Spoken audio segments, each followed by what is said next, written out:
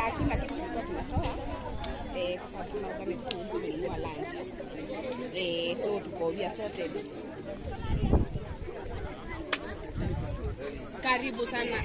I will. Nilikuwa nimeambiwa jana unakuja na Moirore. Alikuwa ameniambia leo unakuja. So haina shida. Tunaelewa tuko pamoja. Haya, asante you too. Haya. Amekata? Sawa. Ameshika hiyo kwa kitabu. Ameshika shule. Atasema alikuwa ready.